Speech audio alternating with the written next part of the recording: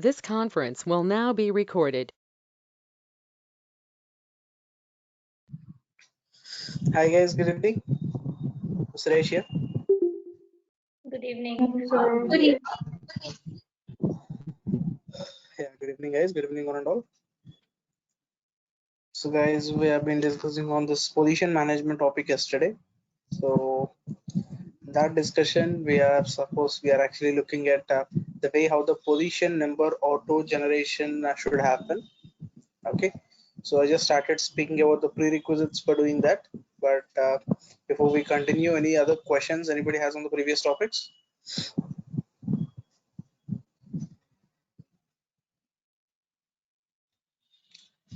Okay. So normally guys, whenever we are going to create a new position, so here on the right hand side, we have this create new position option. And when we start creating it, we can have the position number auto generated. So for that automation of the position number, one thing is we need to have a sequence created, the position number sequence. So what is the number sequence that the customer wants to follow? That sequence we can create in the SuccessFactors system, where sequence is an MDF object which we can either find and manage data, or we have a dedicated action in the name of manage sequence. Here there is a dedicated action in the name of manage sequence. Only sequence objects can be found in that. So that is also what we saw yesterday, only sequence objects, where there are few sequence objects already defined in the system. The set position external code is a sequence object that is currently being used. So starting number is what we give and an incremental value we give. So as per that, system will keep on repeating the next numbers in the sequence and it keeps going. Okay. And for this position sequence to be called during the creation of a position, how does the system do is it need a business rule, guys.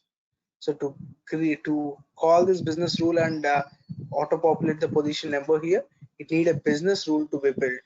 That is where we can make use of this configure business rules, and we can start creating a new rule. Create new rule on the right hand side over here. Just click on this create new button and you can initiate the process.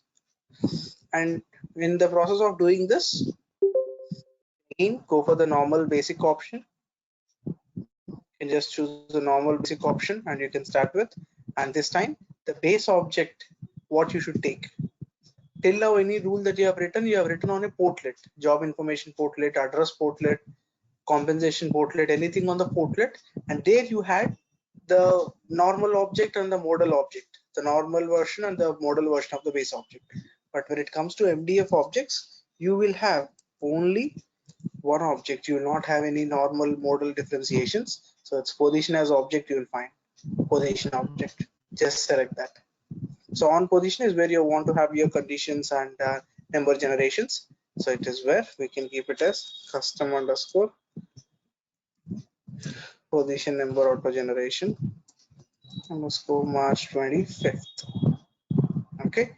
So with this, we can start a rule with the base object as position and click on continue.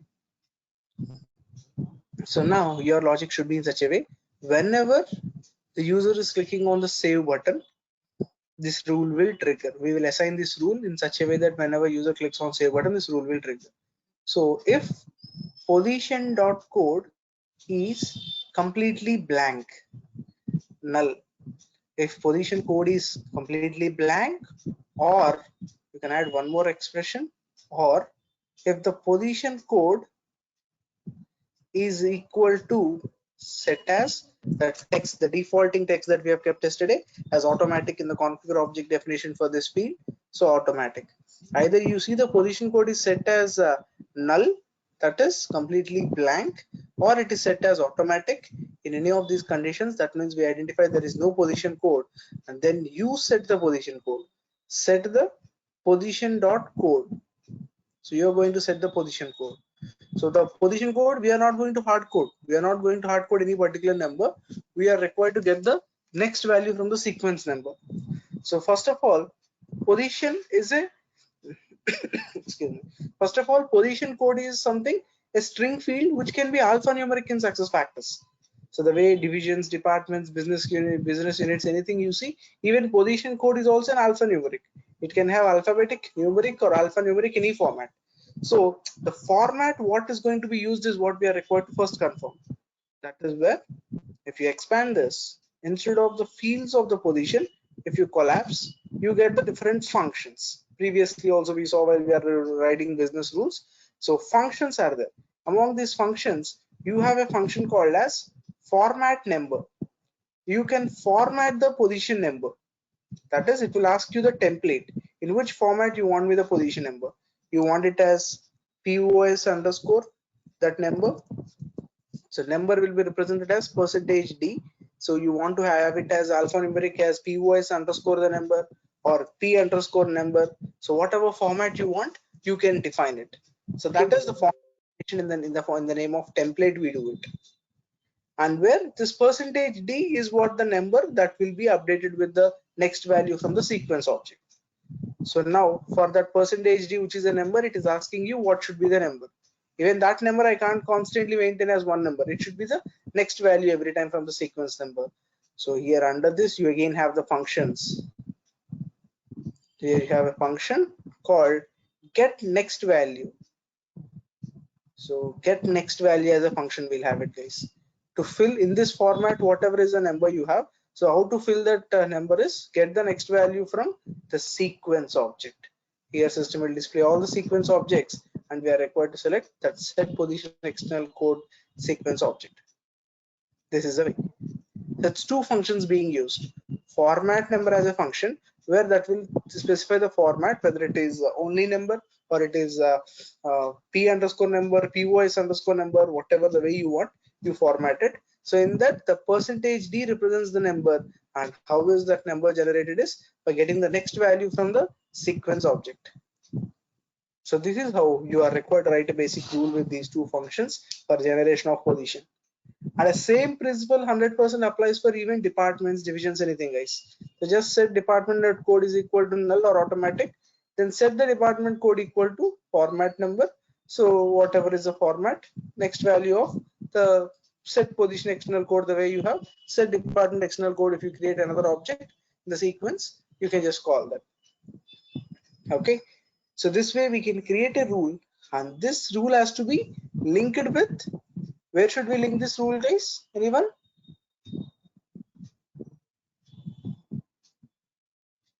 I created a rule. Now if this rule has to be function, where should we link this rule? If you are writing a rule for a portlet, where are you going to link that rule? Address portlet we have written, job information portlet we have written. Say rule that you have written against a portlet, where are you linking that rule? Manage business configuration. In manage business configuration, that is a screen. In manage business configuration, where are you doing it? Manage workflow. Info.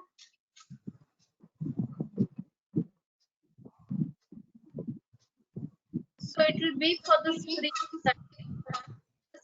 right? Sorry? So Can you come again? it is for the screen, right, Suresh? So whatever business rules that we have written previously for the portlets, we linked them against the portlets, guys. What is so puzzle in that? You have written a portlet, you have written a business rule against address portlet using address model as the base object. You went into the business configuration, there you linked against the address portlet at the bottom in the trigger rules area. If it is job information, you have linked it in the job information portlet in the trigger rules area.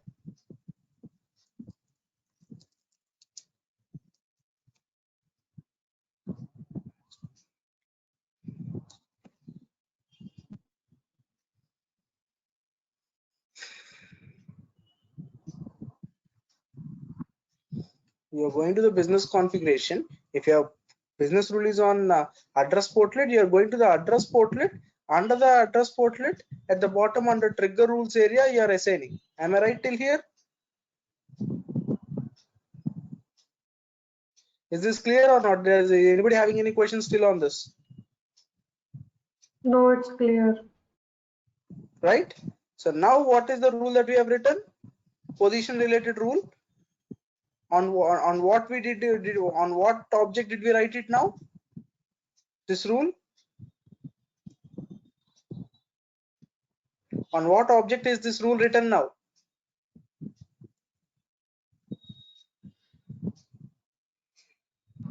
Foundation object. What is that foundation object? Position. DF for Position, guys. Why is that surprising you guys? I'm not understanding. What is the issue here in understanding? You have taken the base object as position and I started the discussion. I clearly told you the answer there. On the screen, I am trying to show you the hint. Now we have written a rule on the position object. Previously, you have been writing the rules on the portlets. Address portlet, job information portlet, employee data portlets you used to write. Now we are writing a rule on the object, which is an MDF object you call or foundation object you call, whatever. It is an object level. You have written a rule now. Where is that rule? Here. You have written a rule on this object, which is position object. So if you write on a portlet, you are going to the portlet and linking the rule.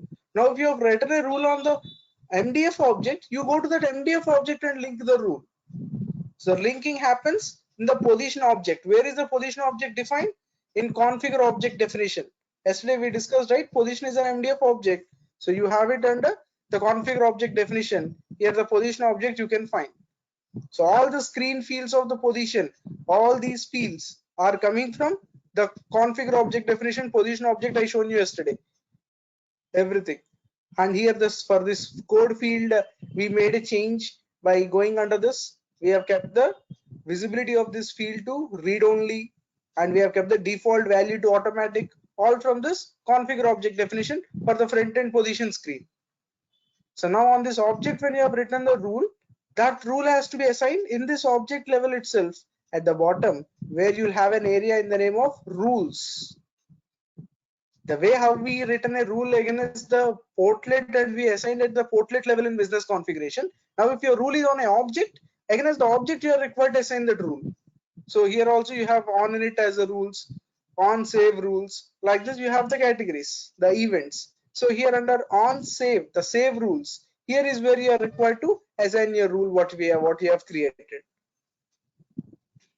That fundamental architecture should be clear, guys. On which portlet you write the rule, you go and link it to that portlet. On which object you write the rule, you go to that object and link it. So here, remove the existing one. I am assigning my rule, which is created in the name of March 25 with today's date. That rule. Click on save. On save. So whenever somebody is creating a position and they finally click on the save button here on the right hand bottom corner, then the position is going to be created. Okay.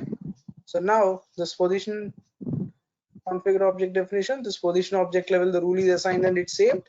So now if I create a new position, just go for right side, right hand top corner, create new position.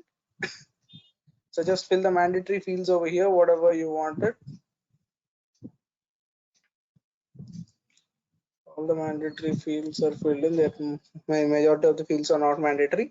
So currently the code is kept as automatic, where when I click on save button is where the backend logic will trigger and the system will generate this position code p underscore. So clicking on save, so against the save heading, whatever is the rule that you have assigned, this is nothing but a kind of an on save. The way on the portlet level you have on save, in the object level they will be just mentioned as save. So this is a rule that got triggered, and in that rule we are having the logic to generate it as p underscore the number. So that is what it got created, p underscore number, and the number is 1049, which is nothing but in the sequence object 1049 is the current value at that time. Now 1049 is allocated. If we refresh the sequence object, this 1049 will change as 1050, the next number, because 49 has been now just now utilized. The next number is 1050. So the new position that is going to be created will come with 1050. Okay. So this is how the position number generation concept works, and 100% similar activity we can also use for the other objects as well. That might be departments, divisions, anything. You can use a similar way. Even employee numbers also. You can write a business rule in a similar way, and you can assign that rule to a particular object for employee numbers. So any question till here in the position management level? How did I create this? How did I get this position number generation? Any questions on this?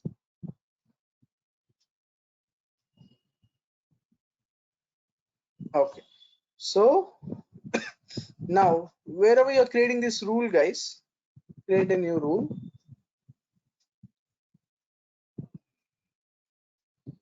Second.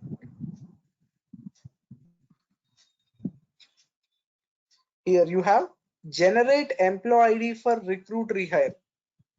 Generate employee ID for recruit rehire is the base object you are required to take. If you are required to write a business rule for employee number auto generation also. For employee number auto generation also, you can have your sequence object with whatever employee number sequence they're asking. You can create it and you can call it using a business rule. So for business rule, you can go with under employee central core. Here under scenarios, under employee central core, by default they have given a scenario called generate employee ID for hiring and recruiting. Recruit and rehire. So with that, you can start whatever logic you want. Okay.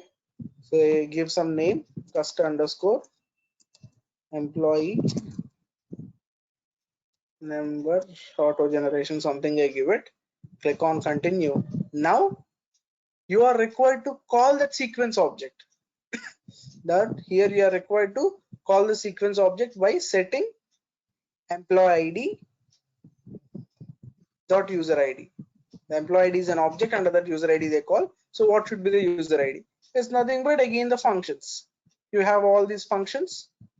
So if you want, even in SuccessFactors, it's an alphanumeric. If you want to use a format number, you can use it. But if a customer says, no, I don't want alphanumeric, I want only number directly, then just give it as only %d, p underscore e underscore, right? And the number level, you will call the sequence object. So whatever is the sequence object that you have assigned, so get the next value of employee number sequence. If you have anything created here, say example, there is some new sequence, there is something in the name of new sequence, say example, call this. So this is how the logic, instead of position.code, here it is set employee ID dot user ID to be equal to same format number, get next value, the sequence object, this is all the same. And here you just have to keep the condition. Say if a company, an entire company is going to have the same employee number sequence, here you do not have any condition, just keep it as always true, and here the employee number will be generated.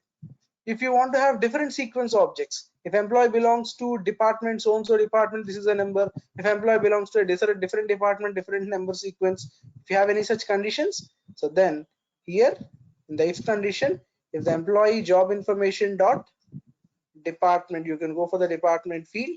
So here you get the list of all the departments. Employee belongs to this asset management AU as a department, then this is the base object. Add else if you can copy paste the condition, copy paste it here. If he belongs to another department, not asset management, if he belongs to animation department, there is a department called animation that was created. If he belongs to this department, then again the same copy pasted, the then area can be pasted, and here you call a different sequence object. For this department, a different sequence object. There is something as Bharat position sequence, something created an object, you can call that. Like this, employees of different departments can have different number sequence. If I belong to department A, a different sequence, department D, a different sequence, like that I can call. If a company is following department wise sequence, if they are following location wise sequence, then I'll check the condition as if employee job information dot location equal to Mumbai, this is the sequence. Job information dot location equal to Delhi, some other sequence. Like that, location wise I can do it, or legal entity wise I can do it. It's all company's choice. In the business rule, you will have all that if and else conditions, and you will call the reference sequence number. So finally, this rule, what you create with all these conditions and save. So here 2 points to be remembered. The base object, first of all, the base object what we have taken while we are creating this rule is, we did not manually take it. So system actually taken two base objects, employee information and employee ID as two base objects it has automatically taken. So how is that possible is here under employee central core, generate employee ID for recruit and rehire, that is hire and rehire. So for that, this is a scenario we selected. System will internally take the required base objects for that. So this rule what you have written now has to be maintained not at any portlet level. It's a different configuration now. It's not against any portlet level.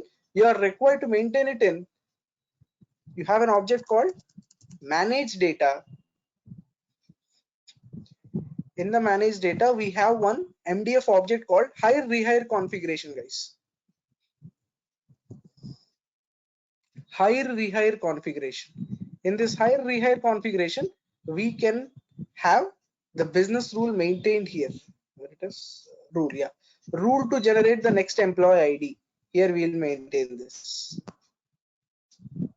Okay, so code is something matching user config. This is in capital letters. We maintain the same thing every time. So in the demo systems, in every demo system, we'll have it already. So even in the SAP documentation, they clearly mention follow the code of the entry for this object as matching user config in capital letters. Follow the same thing, and rest all other details. These are optional things you can decide by self-explanatory. So enable employee search on first name and last name, first name and date of birth. So here when you're searching for the employees, on what information you should be able to search the employees and all, there are some fields. These are all self-explanatory. You can set them as yes, no, whatever required. And here, and rule for generating the employee ID, the rule what you have assigned, you are required to, or what you have created, you are required to assign it here. Hire rehire configuration or recruit rehire configuration, they say, here you are required to assign it. So that whenever a new employee is going to be hired through the add new employee sequence, system will trigger the rule that you have assigned here. In that rule, whatever are the conditions, while hiring, if you have maintained the employee number as, while hiring, if you maintain the employee name as, employee department name as asset management, one sequence. Employee department belongs to some other department, a different sequence. It all depends upon the logic what you built. If this department, this is a sequence. Animation department, some other sequence.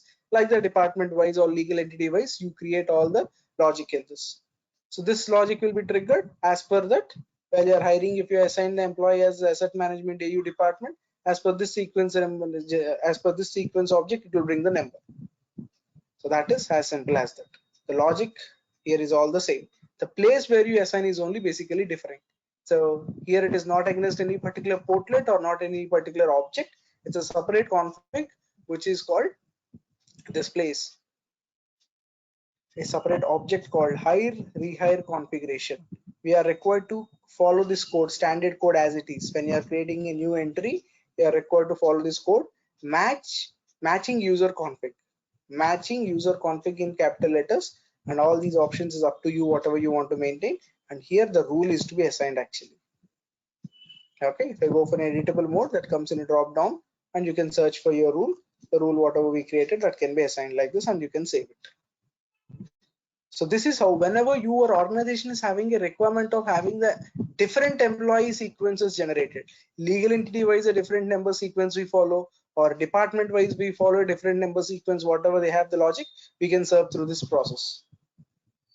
Or else if a company is going to follow a constant sequence, they don't have a legal entity, location, department wise any differences, employee join in any location, any department, any legal entity, it's a common running sequence. It has to go.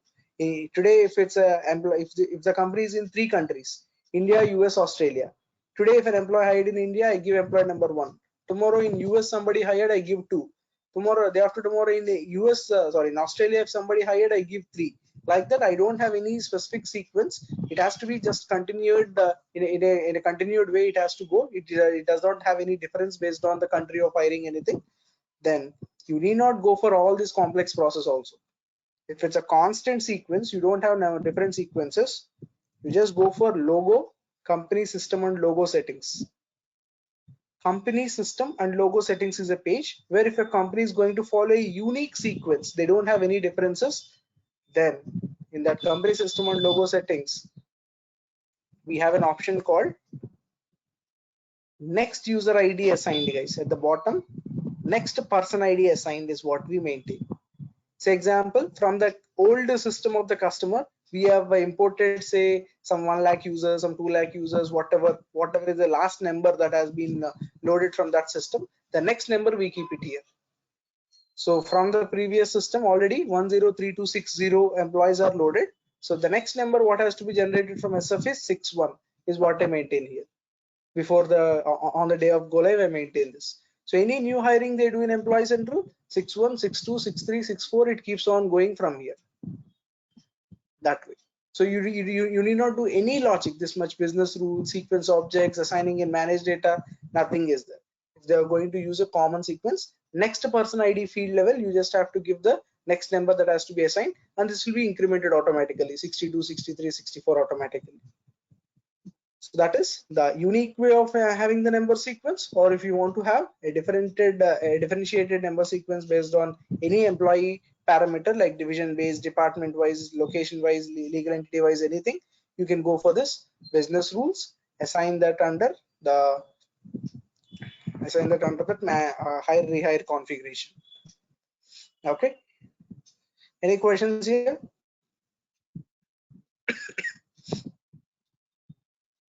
Yes, Suresh. Yeah, Rupa. This business rule, how many sequences we can have in one rule? Any number of, there is no such limit. If and else, you just keep on adding. Okay. There is no at all. So if a company has 60 departments and they need 60 sequences, they can, or they have to 600 departments, 600 sequences also they can. It's up to them. Technically, system will not stop. Okay, thank you. Yeah. So this is how the number generation for either objects or employee numbers. Anything can happen in this way, guys. End of the day, you just need a sequence object with a number sequence what you want, and a business rule to trigger that logic, whatever logic you have based on your if and else conditions, and that has to be finally either if it is object, go to the object in the configure object definition. On save, you assign that. If it is employee data related, go to that hire recruit configuration in manage data and assign that. Okay, and then now next one is whenever you are looking at this position objects, guys. Say if I open the position, you have the to be hired field, to be hired yes or no. You are able to see even in the position org chat the to be hired status is showing yesterday. So whenever you create a position, you keep the to be hired as yes. That means to be hired as means it's vacant. Whenever you create a position, you first create it as to be hired as yes. So later on, whenever somebody is hired against that position, system will automatically change the to be hired to no. So if you see here, this is a random position I selected, account executive. This position is created in 1990.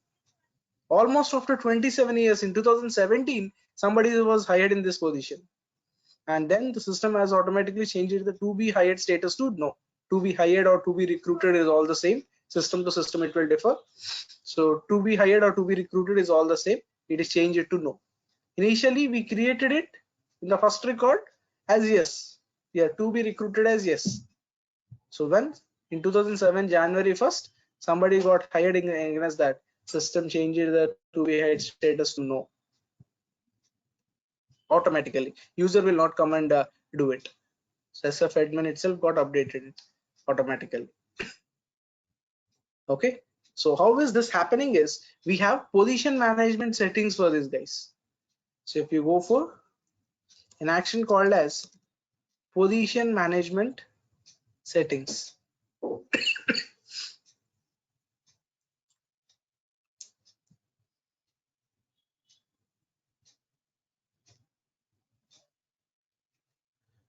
So here in the position management settings, we have different tabs, guys. The general tab, synchronization tab, and the transition period tab. These three tabs are important for us to understand. So in the general tab, one thing is this to be hide status that has to be set up. The to be hide status adaptation related settings. So how will system adapt that status as to be hide? When will it will reset the status? So how will that automatically behave is based on these 4 parameters. That is here. Yes. set the to be hired status if incumbent is unassigned from a position. Incumbent is nothing but a person. If the person in that position, if he is unassigned from that position, that means, say example, every position is a seat, guys. So in that seat somebody is sitting. Now if he was removing from that seat is getting vacant. That is what it says. So set the to be hired status if incumbent is unassigned from the position. Always, whenever a person is getting unassigned, you set that to be hired. Reset it. Reset to be hired status. Reset means if it is showing as vacant, remove that flag. So reset to be hired status if incumbent is assigned to a position. If somebody got hired against that position, anybody sitting in that position, then remove the status of which you previously set as to be hired. Reset it. That is reset. That way. So setting means it will mark it as yes. Reset means it will mark it as no in the position object level. So this can happen. A position can become vacant or filled in whenever people are leaving the position or coming into the position.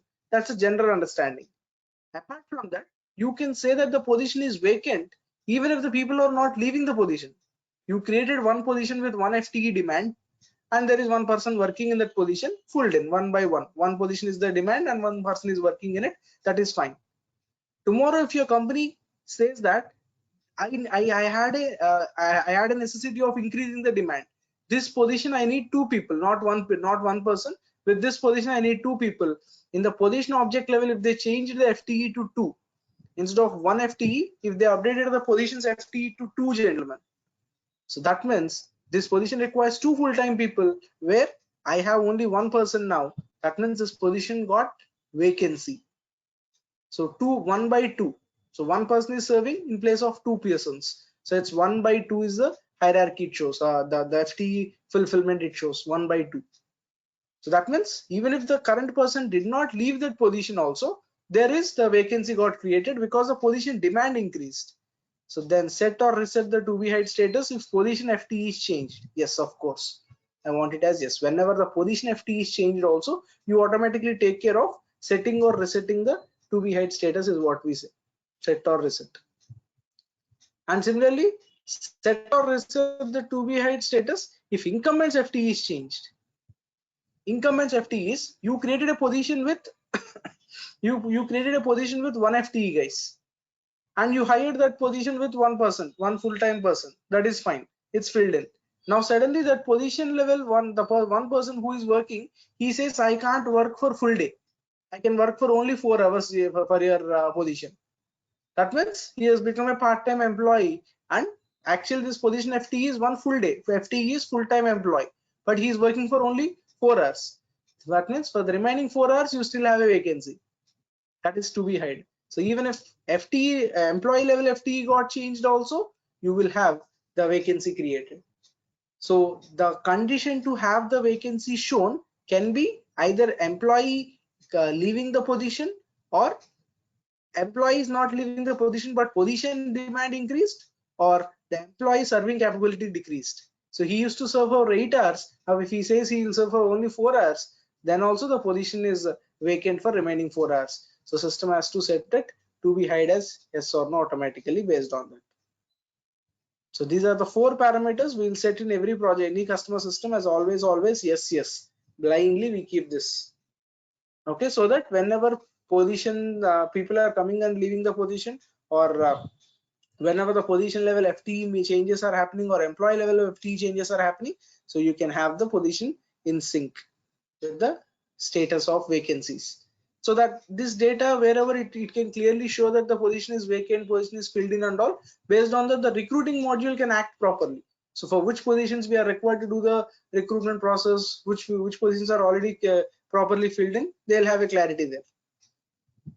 Okay, so that is how the to be hired status adaptation will work. Any questions here?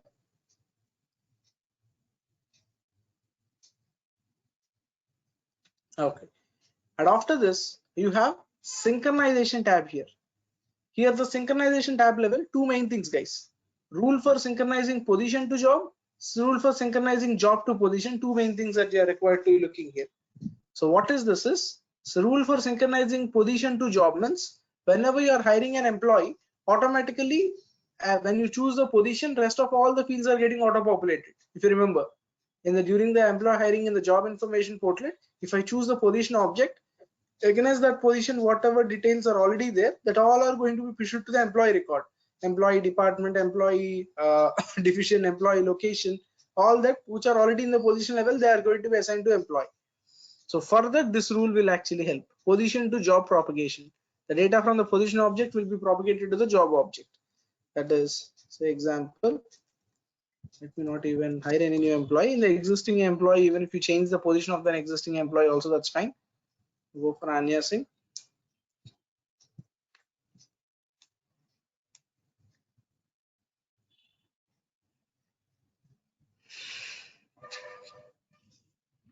So here,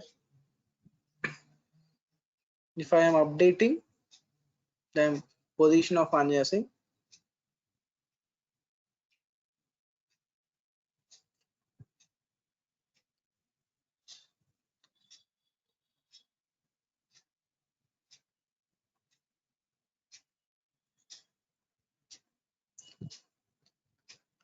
so now, as of now, it is business unit as corporate, division as corporate services, some department, cost center, everything is there.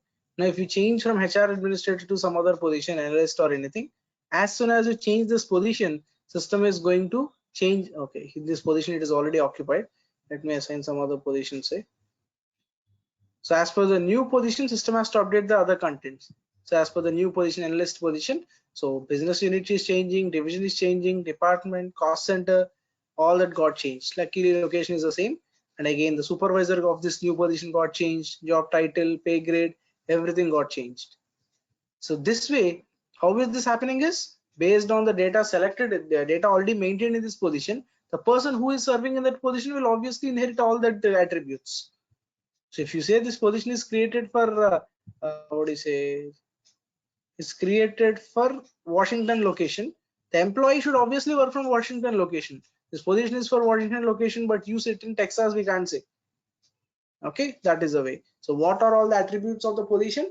The employee who is going to serve in that position will have all the same details. So that is where in this position management settings, you will have this synchronization of position to job information. Whatever information is in the position object, whenever employee hiring is happening or any promotion transfers of the positions are happening, all the data has to flow from the position object to the job information portlet of the employee. That is this mapping. So because of this, the rule what you have here, the output is this. As soon as you choose the position, rest all other fields are getting auto populated. And for that, how the logic looks like is very basic, field to field mapping. So position level, whatever you information already have in the position master, that has to flow into the employee record level.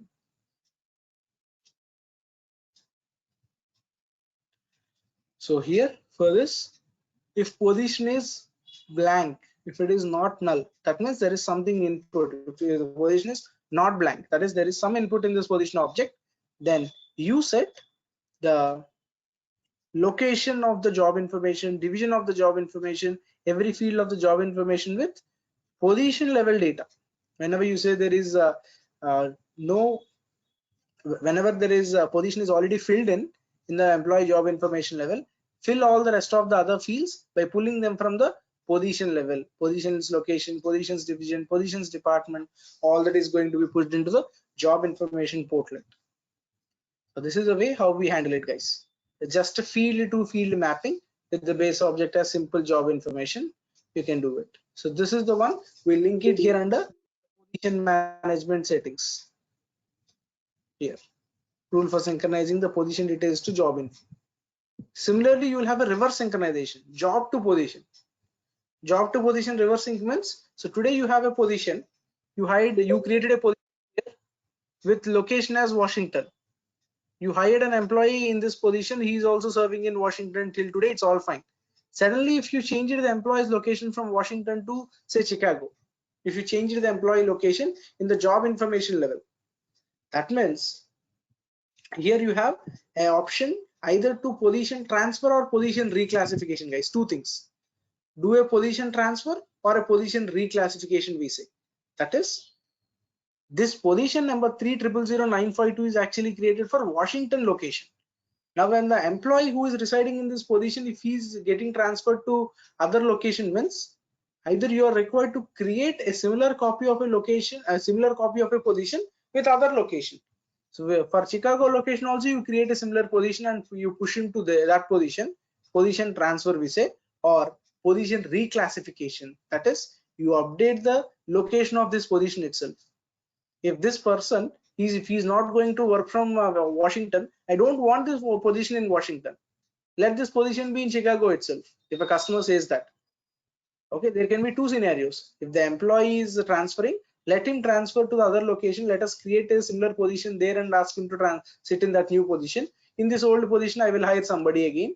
That is one way. Or completely move this position to the other location, which used to be previously in Washington. You push it to another location called Chicago.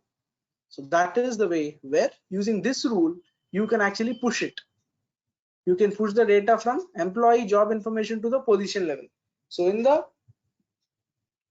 the employee record, whatever changes you make, that has to be posted back to the position object. That is, now here I made, say example, employee is still in the old position itself, say HR administrators.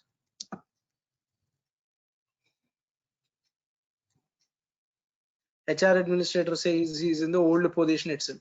As per the old position, this is a division, department, all that. So these details are also present in the position object also. Now, if this position level, if I'm changing the employee location, which is presently present with corporate US to say Chicago. Say Chicago, if I'm updating the employee record level, that means this position level also you can reverse post it. So this 3000325 position, which used to be for previously that Boston location, now it is going to get updated with the Chicago location. It's a position side it has to update. So that is not sure whether it is still the same position attribute maintained there in master. 3000325 300.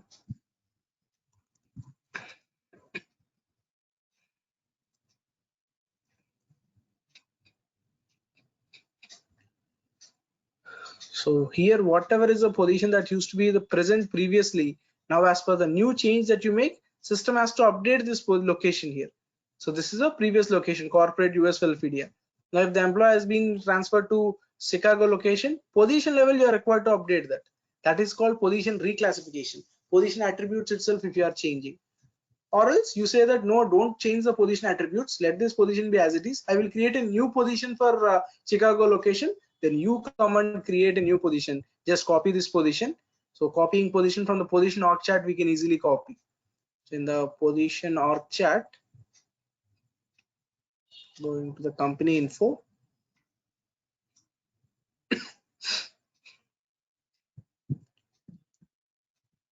So any position you find it, guys, any position randomly I'll show you.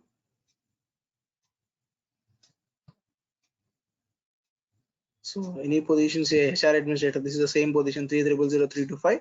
Here you will have an option called copy position. You can create a copy of this position. Okay, in that copy position, copy what you are creating, you can make the necessary changes. So just click on copy position. So how many positions to be copied? It is one. Click on OK. So this is a new position that is created. The number will be ready. So copy this.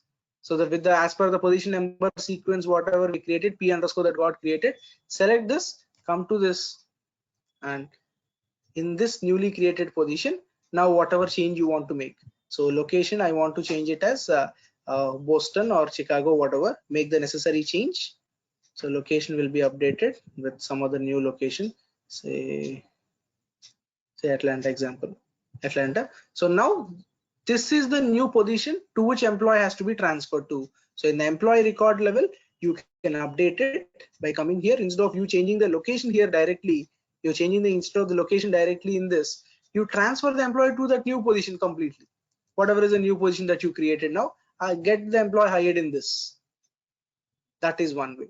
So either updating the existing position attributes itself, that is called position reclassification, or bring a new position and assign it here with your required attributes, that is called position transfer. So both these things can happen. If it is position reclassification, this rule will help us, guys, to update the content from the job information to the position object. This rule will help us, which is just a reverse mapping. So in the employee record level, whatever changes are happening, that are to be posted back to the position object. So here, employee record level, whatever is there, it is going to be updated to the position object. Job level to the position, job level to the position, job to the position. It's a reverse mapping. So that way, we just have these two rules, the position sync rules. Either it is position to job or job to position, the reverse way as well. So these are the two rules that we'll take care here under the synchronization tab, gentlemen. And after that, one more important required is the transition period concept. So normally, whenever you're having this position management implemented with one-to-one concept, one position, only one full-time employee concept, say here you have created a position with one FTE. So whenever you're updating the employee, say example, this analyst position you saw, whenever I'm transferring an employee to this analyst position, in that position, if there is already a person, system is not allowing me. It's saying that you already have a position, you have already selected a position that might have already assigned to somebody. Okay, that means there is somebody sitting in this position already in this current date. So you can't have more than one person sitting in the same position.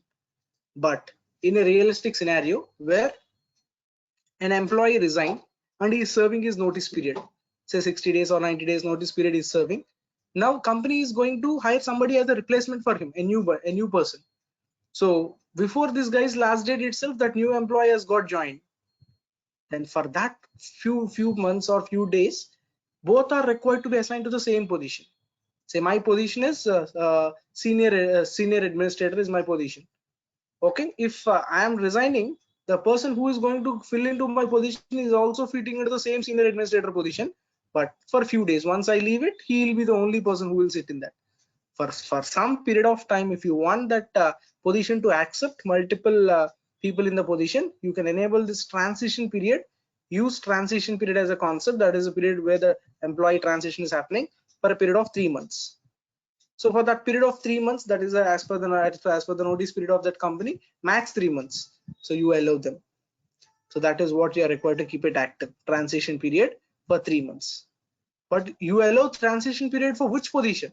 Does that mean that all the positions in the company can accept 2 people in the positions, 2 or 3 people in the positions? Not all. So which position you have that requirement, you come to that position and mark the mass position as yes.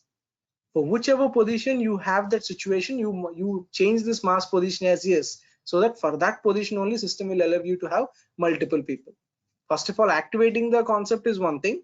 Keeping that position management settings level, keeping this transition period to transition period active for 3 months is one thing, and on which position it has to be there, exactly at that point of time, admin has to come and change this mass position to yes. If that previous employee has been terminated completely, his full and final settlement is done, he's out of the company, then I'll come back and change this mass position to no. That's it. So this is how we can make use of a transition period concept. For a limited period, it will allow. So these are the 3 main things under employee central oriented, if we are required to discuss, where position management is also dealt with the recruiting module, succession planning module and all. So the other tabs will be useful there. For EC's perspective, general, synchronization and the transition period are what we are required to set up. Okay. What if we want multiple people on same position? I mean, multiple like for position, if you want, there is no transition period concept then. You by default create every position as mass position as yes. Every position you keep mass position as yes, and either you want to create with 1 FTE, 2 FTE, 3 FTE, it's up to you. So in one position I can have 3 people. Say I want to have 10 drivers, I create one position as driver with FTE as 10. In the same position 10 people can be hired with mass position as also as yes. So SuccessFactors technically supports this, but whenever we are integrating SuccessFactors with the payroll system, SAP payroll, exclusively if I have to say SAP payroll, every time the payroll consultants will say don't allow one to many. We have some issues in the payroll system, don't allow one to many, 1 to 1 is what we require. If they require 10 drivers, create 10 separate positions. There should not be more than one employee assigned to the same position is what they say. Okay.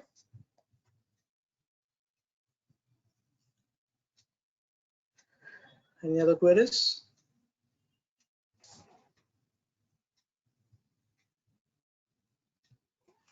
So this is how the position management looks like, by setting up all the position attribute fields, whatever fields you want to have on the position screen, what not to have, you can decide it through configure object definition, position number auto generation, the position off chart tool, what we saw yesterday with all the functionalities, and to be hide status adaptation automatically here under general settings, what you said, position to job, job to position synchronization. So all these things will be the position I have management one topic. question. Yeah, please. If I select 3 people for one position, and Okay. out of 3, one is going to resign. I mean, he put down the paper, right? So at Okay. that time, I need to just like maintain the setting of a transition. I mean, I need to activate transition period. If you have Just now, already as you kept it mentioned, to, transition. if you have already kept it to mask position, it's already mask position. You don't even require multiple people can be assigned in that position.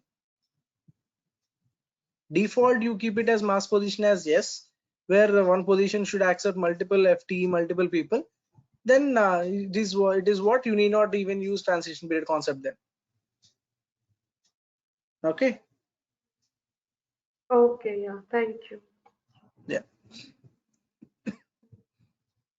And if you just search for this code in the Google, guys, CER006. So if you guys are now required to go for say certifications, you have required to appear for certification exam. So CER006 is the certification code. If you just search for this in the internet, the first link takes you to the training.sap.com, the official training.sap.com, so which is SAP Global Certification. So in this is the one which will basically you are required to subscribe for appearing for certification exam. So this comes with 6 attempts. This comes with 6 attempts where it will cost you in Indian currency around 45,000, and in USD it is 600 USD. Okay, so you just have to go for this CER006 code. The first page, whatever it opens, you just have to do the online shopping, just add to basket and do the payment. Okay, so it hardly takes around 24 to 36 hours max to get your certification registration active. So once your certification hub is active, you can start booking your slots round the clock at any point of time.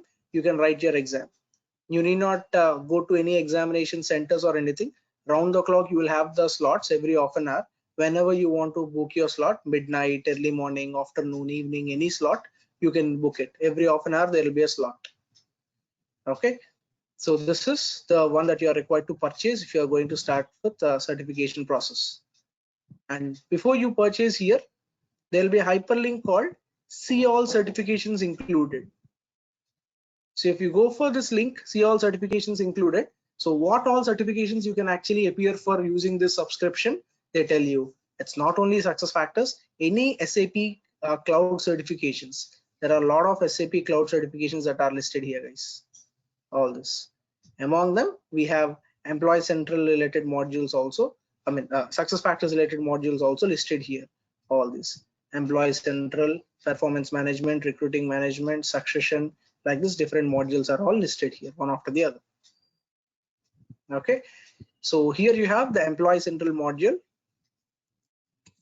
Employee Central module related entry here, where if you just click on the view details of this, examination details of this certification of Employee Central will be given, like how many questions will be in the exam, what is the cutoff score, all that. So this is certification of Employee Central, which contains 80 questions. Of course, any module certification will have 80 questions, and the pass percent, the cutoff score is what that will differ module to module. So for Employee Central, it is 64%. For some other module, 68, 72, 60. Between 60 to 75, it will vary generally. So for Employee Central, currently it is 64%, where I guess around some 52 or 53 you should score out of 80. 52 or 53 out of 80 you should score. And that will be a 3-hour exam, 3 hours of exam completely with multiple choice answers. You will not have any descriptive answers, completely multiple choice, no negative marking. And any question, if there are more than one answer, they, instead of radio button, there the check boxes will come. If it is one question is having 2-3 correct answers, they give you check boxes, and they also give you a hint saying that this question has 2 correct answers, this question has 3 correct answers. They clearly mention it in the hint actually. And in the exam, what all topics are covered for the employee central module is here they are given, guys. Topic areas at the bottom in the same page. So all these areas, data models, all the 4 data models in detail what we have discussed initially. Then generic objects is nothing but the foundation, sorry, MDF objects. Generic objects is nothing but the MDF, guys. Anything based on MDF. It might be MDF based foundation objects, or using MDF you made these custom portlets. Anything using MDF, whatever you created is generic objects. Next, position management and employee data. This is the third category where position management is not given a individual weightage, because it's not treated as an integral part of employee central mandatorily. It can be implemented with EC or with recruitment or with succession, anything. They did not give a huge weightage for this, along with the employee data related questions. That's all about employee portlets, all that related questions, including that they give the position management, where you can expect minimum 1 to maximum 3 questions on position management, minimum 1 to maximum 3. And these 3 topics, the connected topics what we used to discuss: workflows, business rules, event reasons. So workflow derivation rules, event reason derivation rules, and some other different examples of business rules that we saw on these areas. So it's almost 25% of your content, that is almost 20 questions out of 80 will come here. Minimum 20 out of 80 will come under these 3 things: workflows, business rules, event reason derivation, all that what we discussed. And importing and exporting of data. So the way how we saw the foundation objects, MDF foundation objects, and the employee data imports, these are all covered here under import and exporting data. And then you have the normal foundation objects. So the normal foundation objects are which are coming from the corporate data model, basically all these. And then you have security, which is RBP, the role based permissions that we saw yesterday itself in our session. The complete permissioning model is on that here this category covers.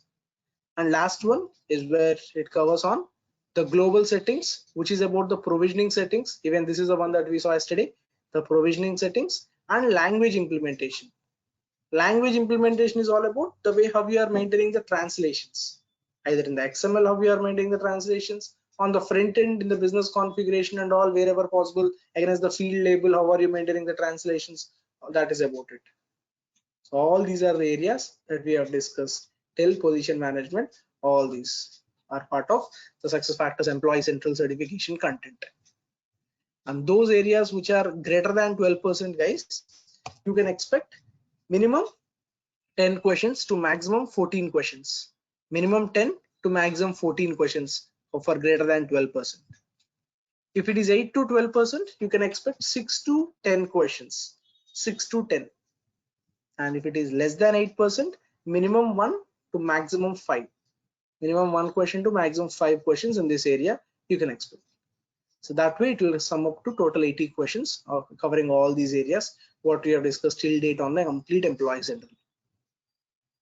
Okay, so on top of it is in the tomorrow session where we'll be discussing on the the leave management part, the time off part, which is something for the real-time knowledge, which is not actually required to appear for SuccessFactors Employee Central certification, to be certified on it, to be called as an Employee Central consultant. At this stage, that leave management, time off, all this is not immediately required, but we will have that session on that tomorrow, where that will give you the complete overview on later on. Once we are done with this core level, how do you go for that enhancing to that level? But initially for preparation, I request everyone to target first till this all these areas, till today's whatever we have discussed, till position management, all these. Okay, any questions here, guys? So Suresh, how many classes is remaining for this batch AC? So we have time management part, one more to be discussed, that is a leave management, time off. Most probably tomorrow and Monday also we'll continue.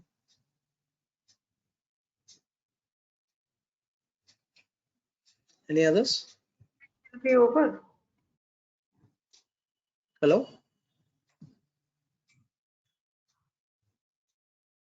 Anyone speaking?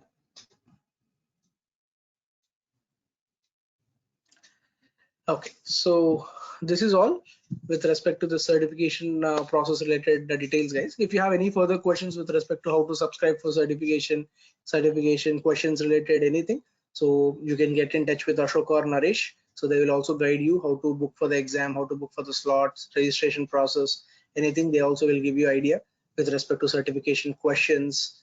Okay, a lot of things they even support you. You can get in touch with them. If you have any other queries in the next sessions, you can also speak with me.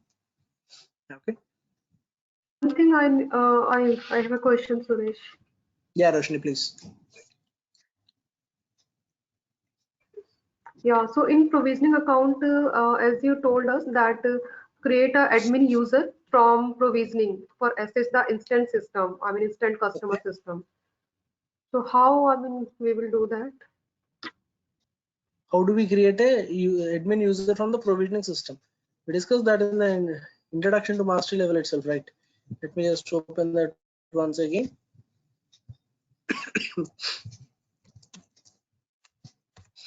Just a moment. I'm logging into the provisioning, guys.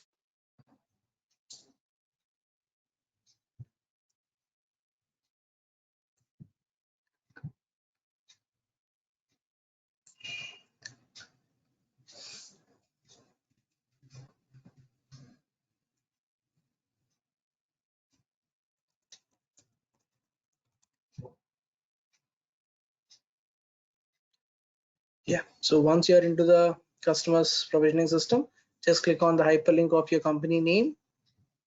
You enter into that company. The very first one called company settings. So here you just click on the company settings, where this is a place you know that you will activate all the language packs, all various module activations, lot of things you do activations through checkboxes here, right? In the same page, you will have a place where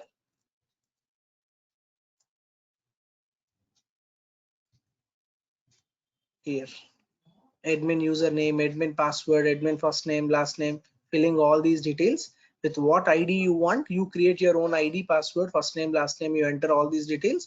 And on the right hand side, click on this create admin. So with that credentials, an admin account will be created on the front end for the instance side. So once you log in into the front end, it's all about what all permissions you want to assign for that user. You will create your role permission groups roles and you can assign it. First, the ID creation is from here, filling these details. Okay. Thank you. Yeah. Any other queries, anyone?